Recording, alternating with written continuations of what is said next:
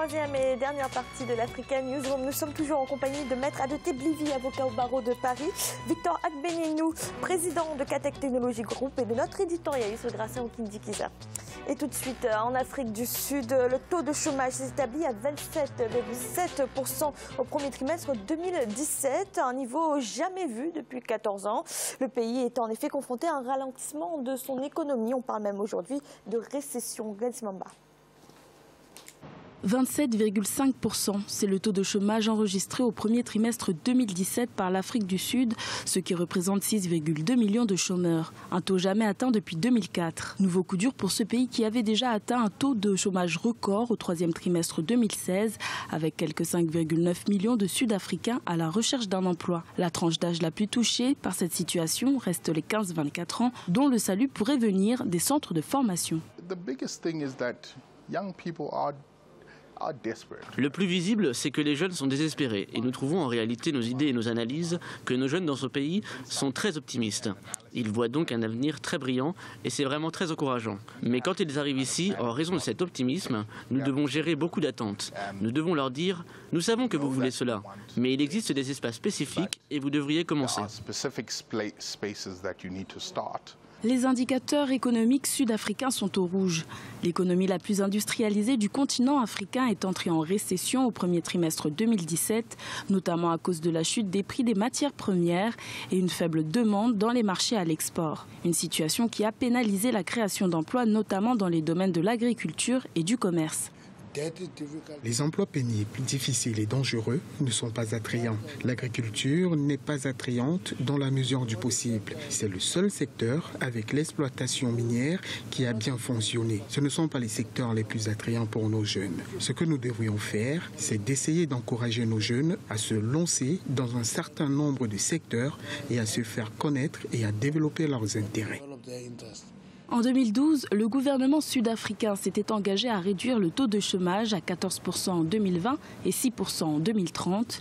Une promesse que les autorités sud-africaines pourraient avoir du mal à tenir, notamment après la dégradation de la notation de la dette souveraine du pays en avril 2017, actée suite au climat d'incertitude politique et à la croissance économique morose. Gracien, la formation, c'est une solution au chômage en Afrique du Sud? Oh, pas du tout. La formation n'a jamais été une solution pour lutter contre le chômage parce que le chômage en soi, c'est un manque d'emploi. C'est-à-dire que les entreprises ne créent pas assez de valeur ajoutée pour créer des emplois. On forme les gens sont formés. En Afrique du Sud, ce ne sont pas les jeunes formés qui manquent. Il y en a beaucoup, il y en a trop, mais on ne trouve pas du travail parce que l'économie est en récession. Il y a un manque de confiance. Pour les investisseurs, il y a un problème politique. Zuma, on voit bien comment il a plongé le pays. Et dans les mines, il n'y a plus d'investissement. Donc l'Afrique du Sud recule, malheureusement, pour les Africains. Maître Blivi, d'après vous, quels sont les facteurs de cette situation en Afrique du Sud? Il faut reconnaître aussi que l'Afrique du Sud est sortie de l'apartheid. Et aujourd'hui, nous sommes à 27 ans après la fin de l'apartheid.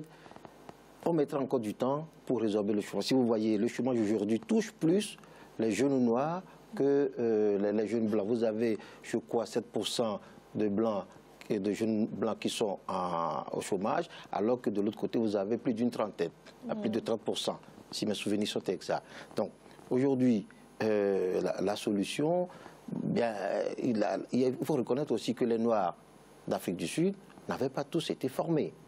Contrairement à ce que vous dites en disant contrairement à ce que disait Gracien, qu'il y a trop de formés, non. Il y a encore des gens, des jeunes qui ont besoin de formation. Par rapport au travail qui est... Oui, par rapport au travail. Oui. Mais je préfère quand même que les gens soient formés et ne pas trouver de l'emploi plutôt que de ne pas l'être du tout. Parce qu'aujourd'hui, nous avons un chômage. Mais un jour ou l'autre, ça va être résorbé. Et on aura besoin de la main-d'œuvre. Mais si cette main-d'œuvre-là n'est pas qualifiée, n'est pas formée, nous allons retomber dans une autre situation. Donc, la formation, ça s'impose. Ça permet, au moins dans un certain moment, de garder les jeunes à l'abri, parce que vous savez, quand on est au chômage, beaucoup de choses peuvent se passer.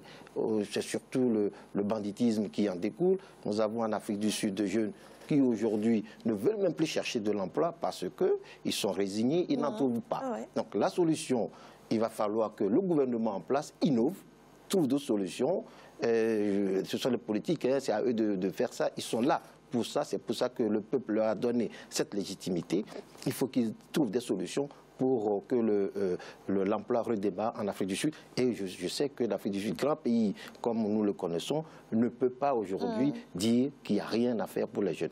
Merci. Dans l'actualité également, la Banque mondiale a approuvé au profit de l'État ivoirien un soutien évalué à 120 millions de dollars. Les fonds devraient servir au financement du projet d'infrastructure pour le développement urbain et la compétitivité des villes secondaires, un projet qui débutera par les villes de Bouaké et San Pedro. Dans l'optique de stimuler la croissance et favoriser la compétitivité des villes secondaires de la Côte d'Ivoire, un appui de 120 millions de dollars a été octroyé à l'État ivoirien par la Banque mondiale. Un financement qui devrait voir la création de plusieurs infrastructures permettant à ces villes de générer plus d'emplois afin de désengorger la capitale économique. Rappelons que la ville d'Abidjan porte majoritairement l'économie du pays. Elle concentre à elle seule 20% de la population totale et 60% du PIB. Où avec l'Abidjan, il y a une activité portuaire qui est développée, mais on a besoin de développer une nouvelle zone industrielle pour augmenter en fait la superficie, pour augmenter le volume d'activité, donc permettre à la Côte d'Ivoire d'accroître ses investissements. Il faut regarder la plupart des villes, les villes que nous avons, il faut regarder en termes de potentialité. Nous pouvons développer toutes les villes de la Côte d'Ivoire, nous ne pouvons pas le faire en même temps. Nous allons procéder au fur et à mesure. Ce développement qui était centré beaucoup plus vers la ville d'Abidjan va commencer à se décentraliser vers les autres villes. Et donc on va sentir au fur et à mesure une régionalisation progressive du développement économique de la Côte d'Ivoire. Les autorités ivoiriennes entendent miser sur Bouaké et San Pedro, deuxième et troisième grande ville tout aussi dynamique que compétitive.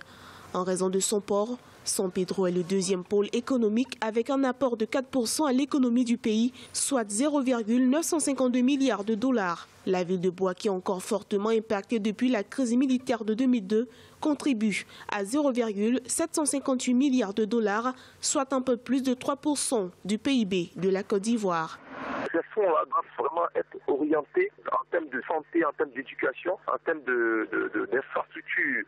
C'est vraiment ça, parce qu'il faut passer, vous voyez en Côte d'Ivoire, selon le recensement de la population qui a été mené en 2014, 49,7% de la population se trouve en zone urbaine, alors que 50,3% de la population se trouve en zone rurale. Avec des potentialités importantes, les villes secondaires ivoiriennes font face aux mêmes défis.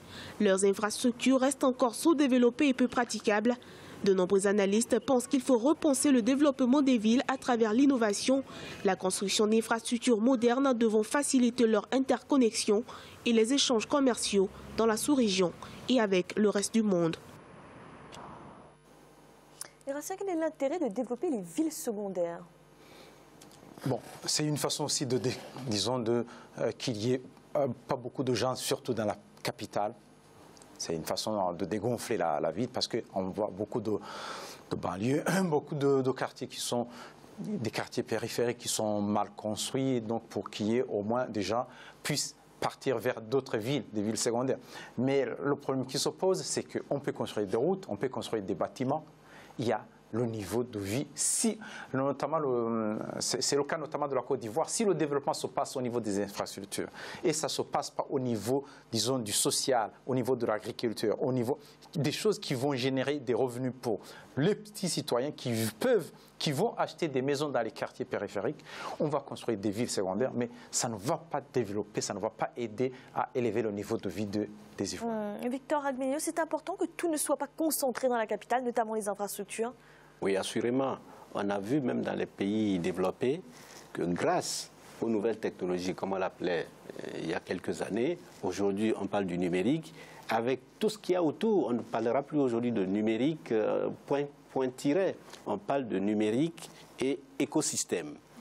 Donc pour développer des villes secondaires, quelqu'un l'a dit dans le reportage, il faut penser aux infrastructures. Quand on parle d'infrastructures, ce n'est pas seulement les routes, mais c'est les infrastructures de communication. Et ça, si on dit qu'on va produire de la technologie et qu'on va maîtriser aussi les compétences technologiques et ne pas rester toujours à consommer les produits importés d'ailleurs, vous allez voir, moi je n'ai pas peur pour l'Afrique. Il y a énormément de jeunes et on sait innover. Il faut juste qu'on explique petit à petit que ceux qui sont restés, même les pays développés, pourquoi ils sont là à 10%, 15% de taux de chômage? Parce qu'ils sont restés sur les industries lourdes. Prenez un pays comme la Russie, elle ne s'en sort pas parce qu'elle a oublié que ceux qui ont pris le pouvoir aujourd'hui, c'est les pays à développement d'industrie légère. Corée du Sud, Taïwan, Singapour, tout ce qui font le monde aujourd'hui, c'est l'industrie légère. C'est ce que je dis à mon continent. On peut faire de la technologie numérique de bout en bout et nouer des partenariats désormais équitables. Merci. C'est notre chiffre du jour. Les flux entrants d'investissements directs étrangers vers l'Afrique devraient augmenter d'environ 10% en 2017. Une reprise qui intervient après une baisse de 15% en 2016. Des IDE en hausse dû notamment à de meilleurs résultats du secteur pétrolier. Gracia, on peut espérer une reprise des cours du pétrole en 2017 ?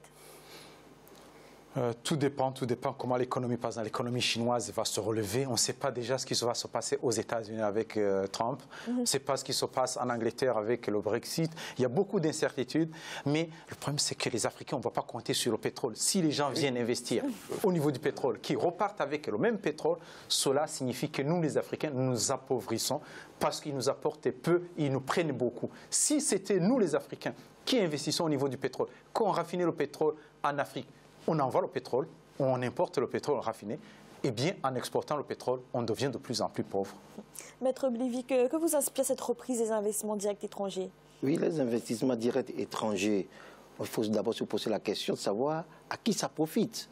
Est-ce que ça profite réellement aux Africains? On nous parle d'investissements en général dans le domaine. Ces investissements-là concernent le pétrole, l'immobilier, un peu les matières chimiques. En dehors de ça, il n'y a pas d'investissement dans les autres domaines. Alors que l'Afrique, aujourd'hui, n'a pas besoin de ça. Si les investissements étrangers, je dirais, devaient profiter aux Africains, il faut viser les domaines qui intéressent les Africains. Mais là, moi, je fais le constat que ce n'est pas pour les Africains que ces investisseurs viennent, mais ils viennent pour eux. Bien entendu, quand on investit, on attend un retour. Mais le retour, quand même, il faut que ceux qui sont sur place en Afrique puissent aussi en bénéficier. Mais aujourd'hui, ce n'est pas le cas. Nous aurons la croissance de 10%, pardon, les 10% d'investissement, mais au final, ça ne profitera pas à l'Afrique. Victor Agbenino, une réaction rapide par rapport à la hausse de ces investissements directs étrangers? Je dis que c'est des opportunités si nous savons les utiliser et les orienter. 10% qui arrivent, je ne sais pas si c'est un diktat de dire que ça va aller dans le pétrole. Ou est-ce que l'Afrique aurait pu dire, vous voulez 10%, d'accord, il faut qu'on définisse avec vous les domaines d'investissement. Et c'est ce que je crois tout le monde dit, mais l'orienter à des endroits, le pétrole, c'est nous qui en utilisons le moins possible. Et puis bon, on ne voit pas où. Donc voilà, c'est un truc, mais il faut que l'Afrique se dise qu'il faut participer à la définition de l'orientation des investissements. Merci. C'est à présent la fin de cette émission. Demain, on retrouve le 4e volet de cette semaine consacré au Togo. Maître Blivi, merci d'avoir été avec nous. Je vous en prie. Merci. Victor Agbenino, merci également. Merci beaucoup. Et Gracia, merci d'avoir été là. Merci Fanny, bonsoir à tous. Et merci à vous de nous avoir suivis. À bientôt dans l'Africa Newsroom.